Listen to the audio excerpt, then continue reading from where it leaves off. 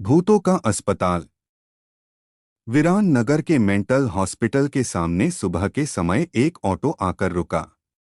इसमें से रवि नाम का लड़का उतरा और अस्पताल के गार्ड को बुलाने लगा। कुछ देर तक जब कोई नहीं आया तो रवि खुद ही गेट खोलकर अंदर जाने लगा।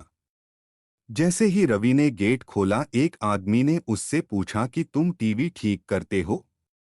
रवि ने जवाब दिया, नहीं।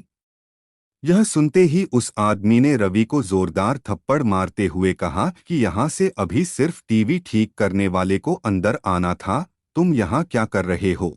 रवि को कुछ समझ नहीं आ रहा था। थप्पड़ खाने के बाद उसका सिर भी चकराने लगा, लेकिन किसी तरह खुद को संभालते हुए रवि ने कहा कि मैं यहाँ नौकरी के लिए आया हूँ। तभी एक डॉक्टर और उसके साथ 4 कंपाउंडर भी गेट के पास पहुंच गए। उन्होंने थप्पड़ मारने वाले इंसान को पकड़ लिया।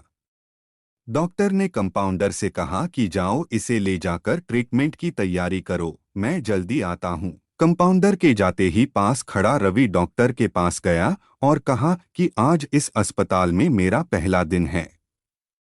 क्या आप मुझे बता सकते हैं कि डॉक्टर पाटिल कहाँ मिलेंगे? डॉक्टर ने जवाब देते हुए कहा कि मैं ही पाटिल हूँ। तुम यहाँ से सीधे जाकर अपना जॉब लेटर ऑफिस में जमा करो और वहाँ से ड्रेस लेकर बगल के कैबिन में आ जाना। रवि थोड़ी ही देर में कंपाउंडर की वर्दी पहनकर डॉक्टर के कैबिन में पहुँच गया। डॉक्टर ने उसे बताया कि जो तुम्हें अभी गेट में मिला था वो पागल है। पिछले 8 दिनों से वो सभी को टीवी बनाने वाला समझ रहा है। फिर जब उसे पता चलता है कि वो टीवी बनाने वाले नहीं हैं, तो गुस्से में थप्पड़ मार देता है। उसके बाद डॉक्टर ने अपने अस्पताल के रमाकांत कंपाउंडर को बुलाया और रवि का परिचय सबसे कराने के लिए कहा।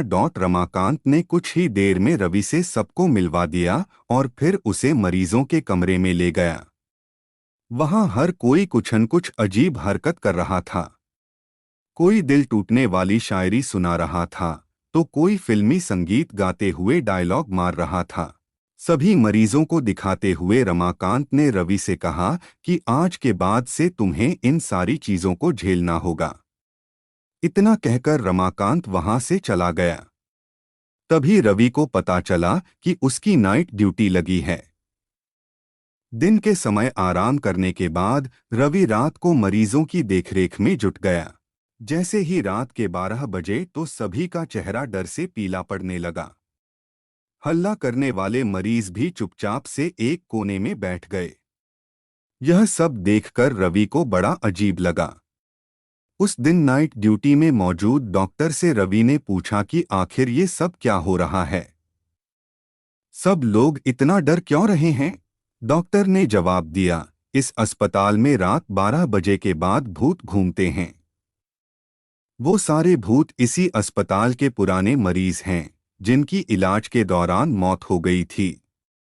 तुम संभल कर रहना। रवि को भूतों पर विश्वास बिल्कुल भी नहीं होता था।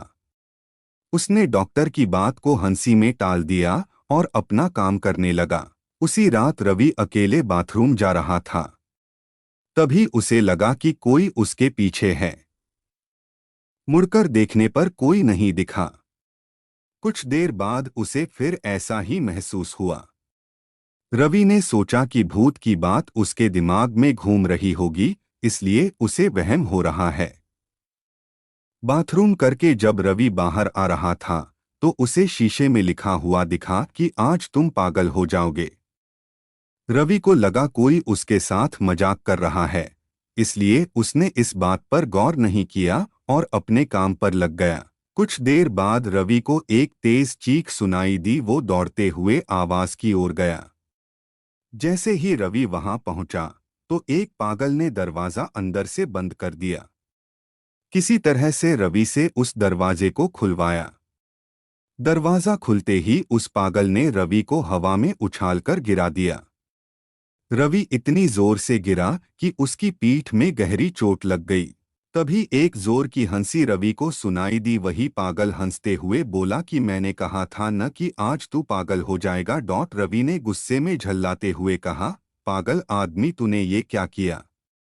रुक, तुझे अभी बिजली का झटका देता हूँ।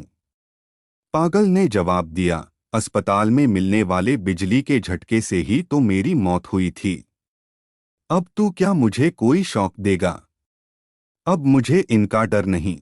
इतना कहते ही उस पागल भूत ने रवि को एक हाथ से पकड़ा और दूसरा हाथ स्विच बोर्ड में डाल दिया। इस तरह से रवि को बिजली का इतना तेज झटका दिया कि उसकी चीखों से पूरा अस्पताल गूंज उठा। रवि की आवाज सुनकर अस्पताल में मौजूद नाइट स्टाफ दौड़ते हुए उस कमरे की तरफ आए। सबको वहां रवि बेहोश हालत में मिला। तुरंत रवि को मरीजों के बेड पर लेटाया। उसी दिन से रवि की दिमागी हालत खराब है। अब रवि अपने आप को उस अस्पताल का डॉक्टर समझता है। अपनी पागल स्थिति और डॉक्टर बनने के वहम के चलते रवि ने ब्लेड से अब तक कई लोगों का पेट काट दिए हैं। हर रात उस भूतिया अस्पताल से रवि की तरह ही चीखने की आवाज आती है और किसी न किसी को वो भूत रवि की तरह ही पटक देता है। ये चीखने की आवाज हमेशा उसी समय आती है जब रवि को बिजली के झटके दिए जाते हैं। कहानी से सीख, सामने वाले की चेतावनी को हल्के में लेना खतरनाक हो सकता है। हमेशा सतर्क रहना चाहिए। थोड़ी सी भी सावधानी हटने पर भयानक दुर्घटना घट सकती है। वीडियो पसंद आए तो लाइक एंड सब्सक्राइब करना ना भूले।